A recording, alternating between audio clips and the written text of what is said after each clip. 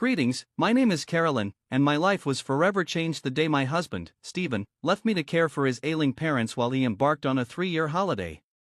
Little did I know, his return would be nothing more than an attempt to claim his inheritance. What he didn't anticipate, however, was that destiny had other plans, leading to a satisfying and sweet form of revenge. When Stephen and I first met, I believed we shared something profound. Our relationship began after I lost my first husband to cancer, spending 6 years in mourning. It was my friends who encouraged me to try dating again. After some time chatting online, Stephen and I decided to meet in person, and it wasn't long before our dates led to his proposal 3 years later. Stephen made a point of including my daughter, Teresa, in every aspect of our lives. Teresa, who was just 5 when her biological father died, quickly formed a close bond with Stephen. The two became inseparable, and for me, it felt like a dream come true. We envisioned a future filled with grand dreams, raising Teresa, buying our own home, and traveling the world. But 8 years into our marriage, Stephen's parents, Judy and Roy, fell seriously ill, requiring constant care and medical attention. It was then that Stephen approached me with a difficult request. "Carolyn, I need to talk to you about something important," Stephen said, his voice tinged with nervousness. "What is it, Stephen?" I asked, sensing the seriousness in his tone. "You know my parents aren't doing well," he began. "They need a lot of care, and neither one of them can take care of the other." "I understand," I said, my voice filled with empathy. "It's heartbreaking, and I wish there was something more we could do." "That's just it, Carolyn," he replied. "They're my parents, and I can't turn my back on them. I need your help." "I know, Stephen," I said. "That's why I thought we could put them in a nursing home. They'd get the care they need, and if cost is an issue, we'll manage somehow." "It's not about the cost," he said, hesitating. "I was thinking of something else." "What are you suggesting?" I asked, already bracing myself for something difficult. "Could we have them move in with us? I want to take care of them, but I need your help." I hesitated, feeling overwhelmed. Between work, taking care of Teresa, and everything else, it already felt like a lot. But Stephen reassured me. "Don't worry, Carolyn," he said. "You won't have to handle everything alone. I'll be here, putting in as much work as you are. I promise." Convinced by his words, I agreed. "Okay, let's do it. I care about Judy and Roy, and Teresa would love to have her grandparents close by." "Thank you, Carolyn.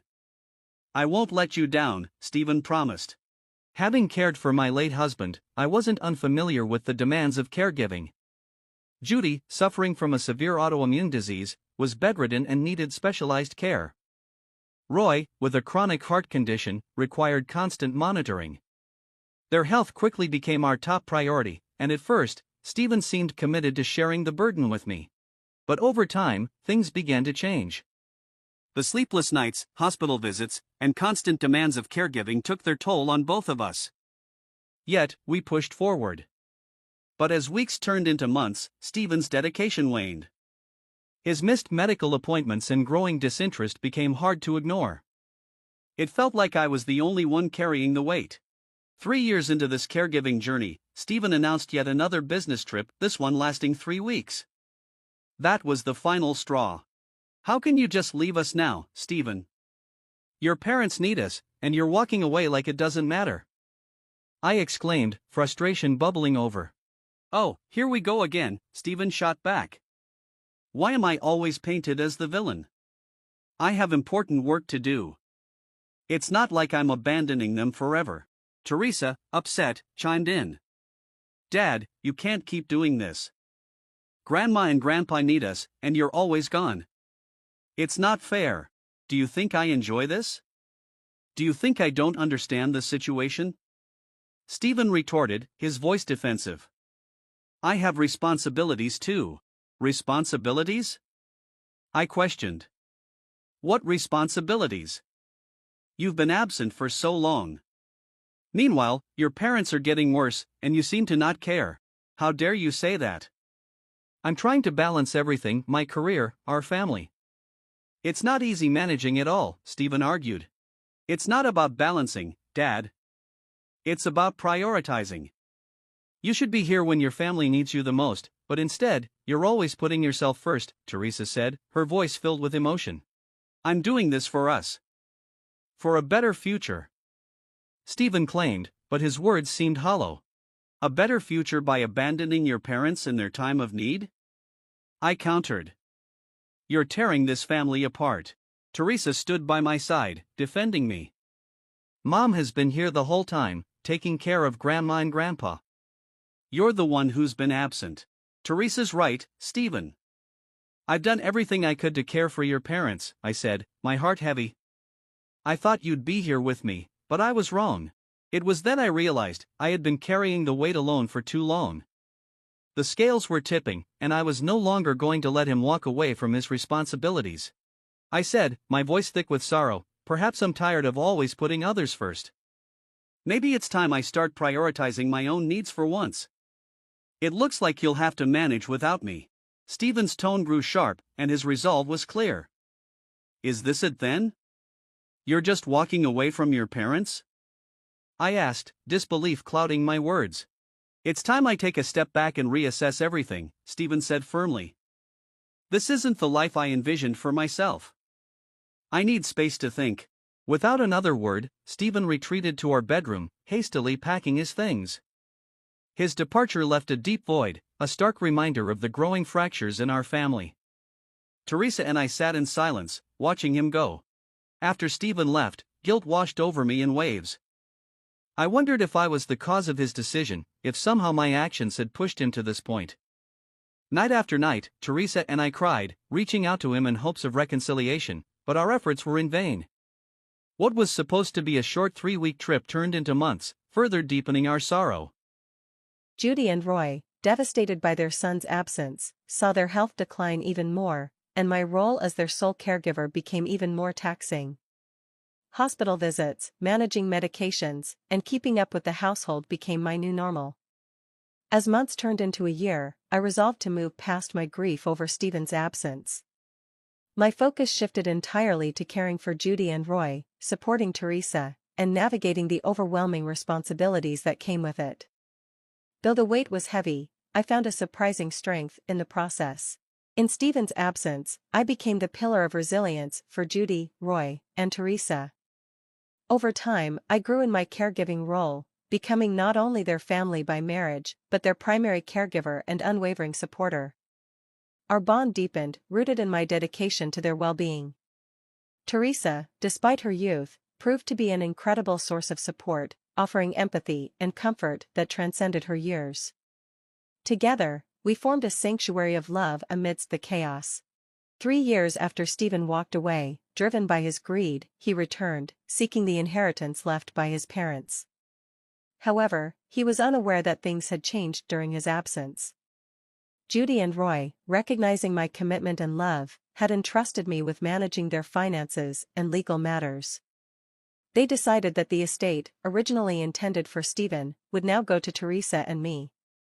It was a profound gesture of trust and gratitude for all I had done, a decision that solidified our family bond and prepared us to face Stephen's return head-on. The journey had transformed us, drawing us closer and solidifying our commitment to one another above all else. I went above and beyond, not just fulfilling their requests but adding my own touch of care and attention, making me feel truly valued in the process. During the countless hours I spent reorganizing their documents and ensuring their comfort, I knew I was doing the right thing. Despite the circumstances, I wasn't inclined to leave Stephen with nothing. I understood the pressure caregiving could place on someone, and I thought it fair to offer him a modest portion of the inheritance as a gesture of goodwill. However, that decision was quickly overturned when the private investigator I had hired uncovered Stephen's actions during his absence. My choice to hire a detective wasn't made lightly.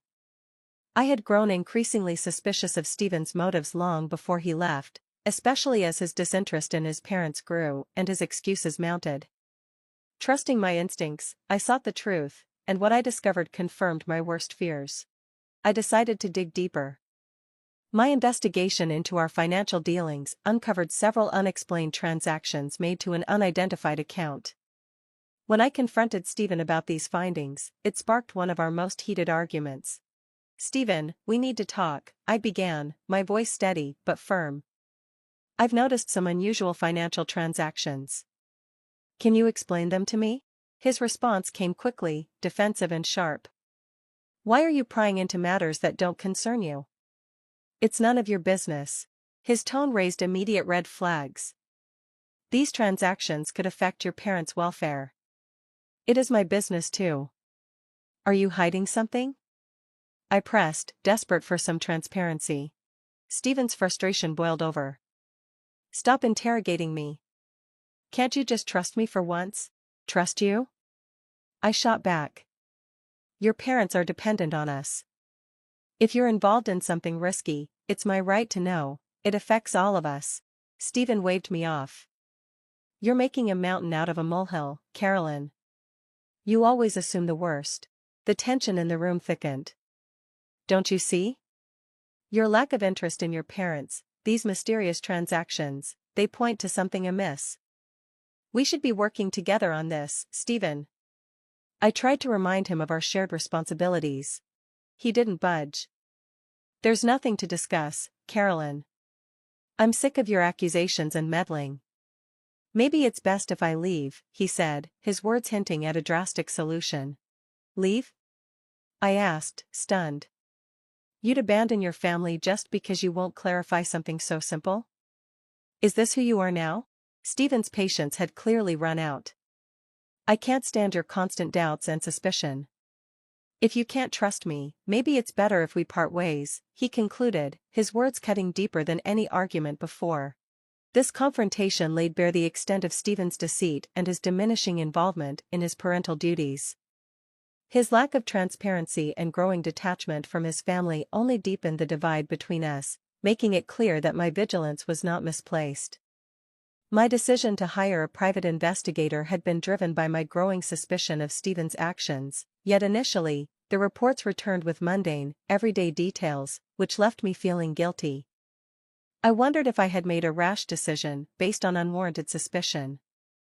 Juggling my caregiving duties, raising my daughter, and dealing with this guilt, I eventually dismissed the investigator. But Stephen's sudden departure, without any explanation or communication, prompted me to rehire him. This time, I instructed the investigator to gather information quietly, keeping it on standby until I felt it was necessary.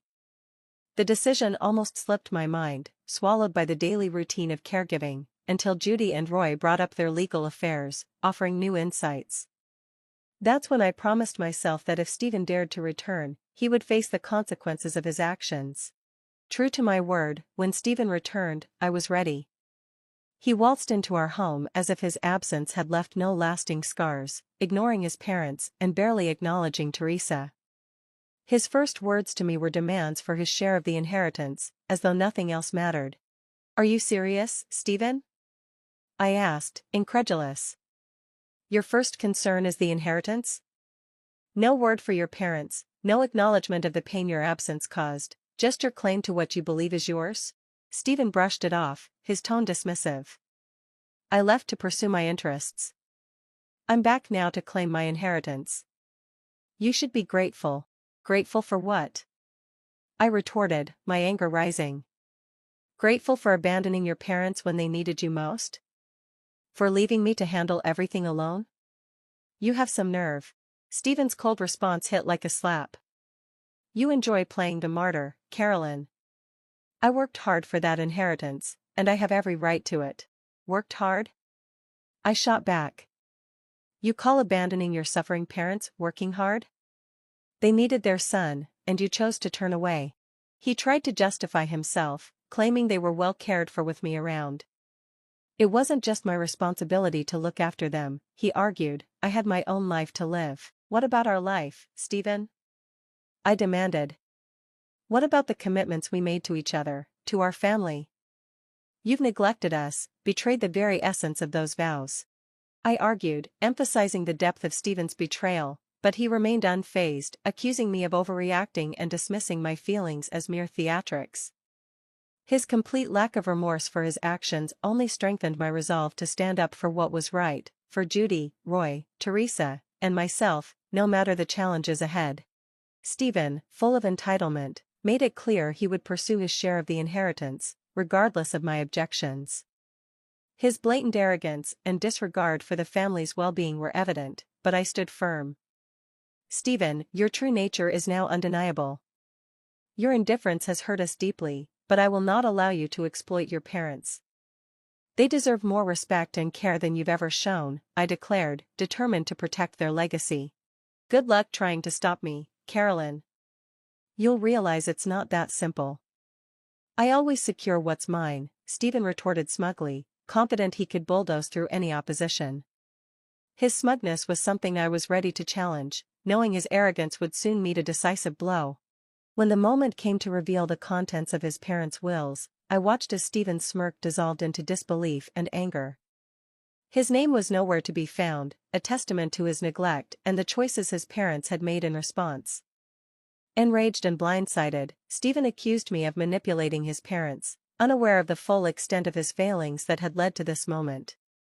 I kept my ace, the detailed account of his abandonment and negligence, close to my chest, simply requesting him to leave our home. As predicted, Stephen's frustration and wounded pride drove him to file a lawsuit against me, a desperate attempt to regain control and salvage his bruised ego. Throughout the trial, he spewed venomous lies, twisting the narrative to paint himself as a wronged victim.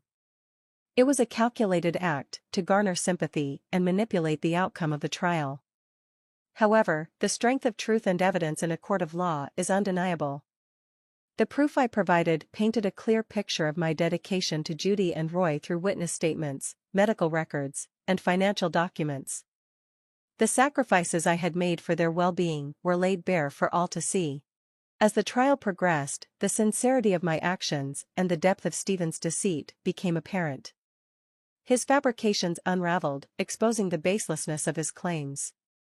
One by one, his allegations fell apart, leaving him floundering in the face of overwhelming evidence against him. This battle wasn't just for the inheritance, but for dignity and respect, underscoring the value of truth and integrity against deceit and selfishness. But my pursuit of justice didn't end with a courtroom victory. The win alone wasn't enough for me. I wanted Stephen to fully understand the depth of his actions. When it was my turn to testify, I chose to lay bare the truth I had uncovered, thanks to my diligent private investigator. With a steady and strong voice, I detailed the years of neglect his parents endured, the countless nights I stayed awake ensuring their comfort, and the sacrifices I made for their sake. I painted a clear picture of Stephen's abandonment, emphasizing how he pursued his selfish desires over the welfare of his own family. Then came the revelation that shocked everyone in the courtroom. Stephen's so-called business trips and vacations were a facade for his affair with another woman. He had left his family in ruins for his own gratification. Stephen's defense scrambled, attempting to dismiss my claims as fabrications, but the evidence was overwhelming. Text messages, emails, photographs, and financial records all pointed to the undeniable truth. Stephen was left speechless, his secrets exposed for all to see. But I didn't stop there. My lawyer introduced a surprise witness, Stephen's secret partner. The moment she took the stand, the color drained from Stephen's face, a clear sign of his guilt. It became evident that Stephen had not been fully honest with his legal team, as his lawyer's expressions fluctuated between disbelief and disapproval. I had learned that Stephen's partner was none other than an ex-girlfriend from before our time together. Upon discovering her identity and her role in Stephen's double life, I reached out to her, and we conspired to keep her involvement a secret until the trial to avoid arousing Stephen's suspicion. She agreed to testify against him, revealing their rekindled romance that had begun 4 years prior, their living arrangement under the pretense of a job transfer, and Stephen's false narrative of an impending inheritance. In a dramatic turn, she confronted Stephen in the courtroom, discarding the ring he had given her and severing ties with him publicly. The entire courtroom was shaken by the revelations, especially Judy and Roy, who were already weakened by their health conditions. They were visibly distraught by the betrayal, engulfed in a mix of disappointment and grief. This unveiling not only condemned Stephen's actions, but also highlighted the consequences of his choices, leaving a lasting impact on all who witnessed it.